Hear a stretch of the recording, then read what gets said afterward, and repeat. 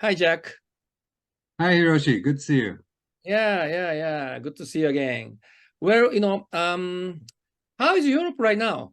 You know, I mean, just I'm thinking like so many things is going on, like Ukraine, and also kind of starting from the Brexit and many political issues, and it is difficult to catch up with anyway. You're right. As always, there were many political issues. Yeah. I'm glad you mentioned Brexit because it has been 7 years now since the British people voted for Brexit, and it's still in many ways not finished. Oh. Um, and that's one of the issues I'd like to talk about with you today. Is because Brexit, um, although it actually took place, Britain leaving the European Union in 2021. Um, there are still many areas of Brexit that have not yet been decided. Mm. And for Ireland, um, where of course I live and I'm from, one of the most important things is the Northern Ireland Protocol, which is to do with the movements of people and goods and services across the border. Mm. If you go to Ireland today, there is no border. It's an invisible border. But of course, one of the problems with Brexit that could have happened and could still happen is the idea of a hard border between the Republic of Ireland and Northern Ireland, which nobody really wants to happen. But because of the need for the European Union to check goods moving from one country to another, and that may still happen. So even though it's been a long time since Brexit was voted on, that still has not been 100% decided yet. So that's a big issue. And there are other issues for Ireland as well in terms of the exports that we send to the UK.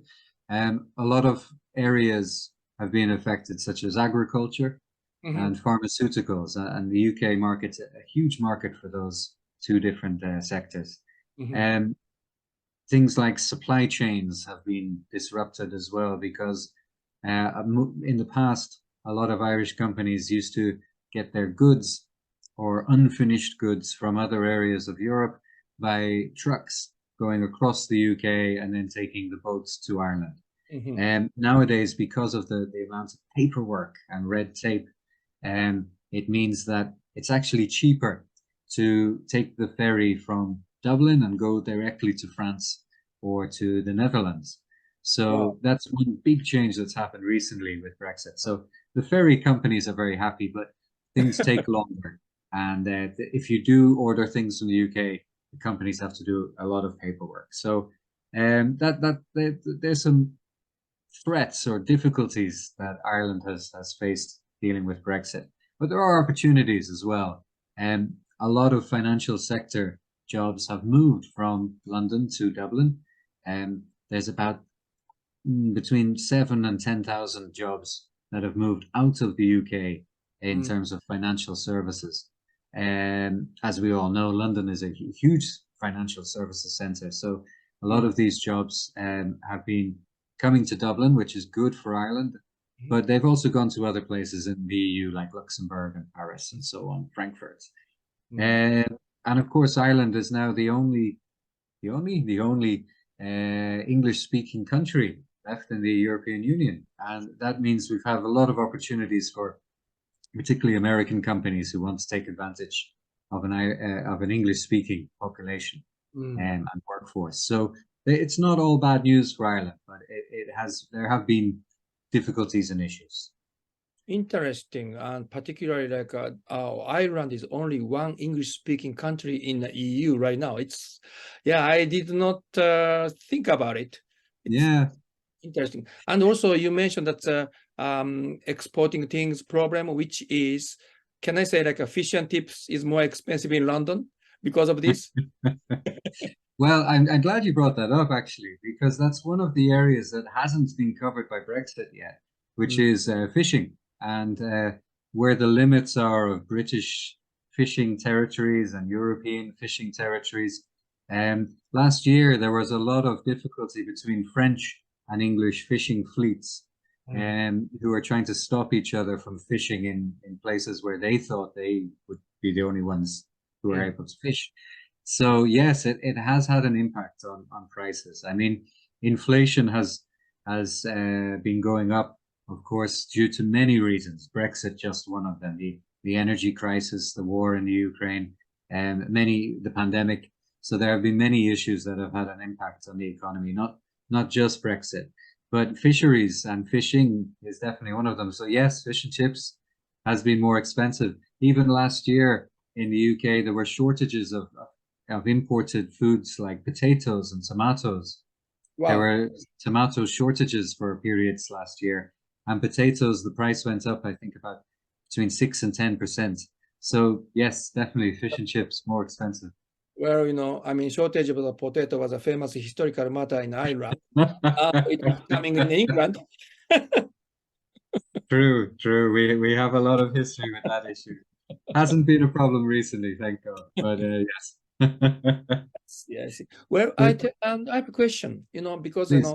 all over the world, people are considering about, or even kind of concerned or like worry about so-called unreasonable nationalism, and dragged by, can I say, populism, and then boundary issue of Northern Ireland. I understand that a long time ago, Northern Ireland matter was quite a serious political matter for both countries.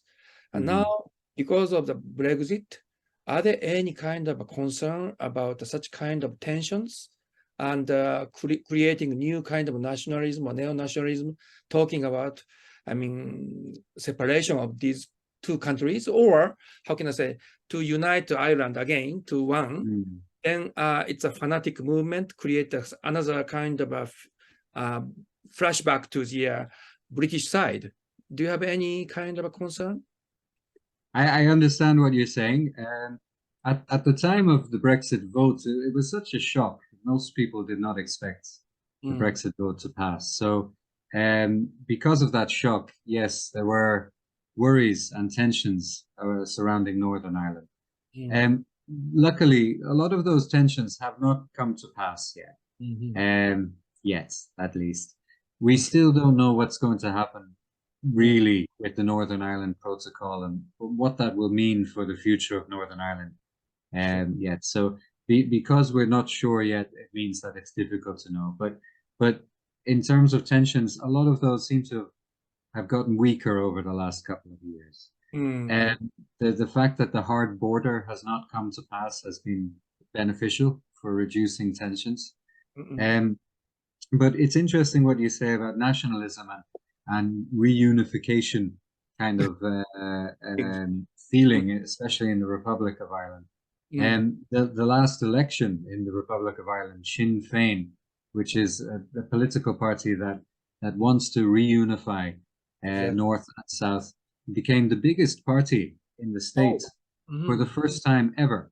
That's never happened before. So clearly there is, quite a bit of popular support for them. And they have not become the governing party because two other parties decided to block them by having a coalition, a partnership. I understand. So because of that, yeah, we don't know what they would do if they're in power. But you never know. The next election, perhaps they'll be big enough to become the major party by themselves. So it'll be very interesting to see what happens if that happens. Sinn Féin is still so-called, how can I say, hard part of the politics against the United Kingdom. Very much so, yeah. They don't accept, or in the past haven't accepted, the partition of Ireland, the split into two countries. And they feel that Ireland is one island and should be one country. And yes, that's their main political platform is the reunification. And in the past, Sinn Féin was associated with the Irish Republican Army, the IRA, but those links don't exist now. But for many older voters, they still feel that there's a connection between Sinn Féin and the IRA, and therefore there are some people who don't quite fully trust Sinn Féin because of this. I hope everything can be peacefully negotiated.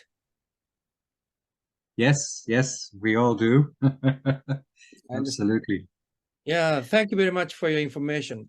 Then let's continue have this kind of interview and discussion. I want to introduce Ireland more to Japan, and so I would like to have this kind of opportunity more. Absolutely, Hiroshi. And Brexit, it sometimes feels like it will never end. So I'm sure there'll be something new to talk about next time I talk to you. That's good. That's good. Okay, thank you so much. Thanks, Hiroshi. Okay, bye-bye.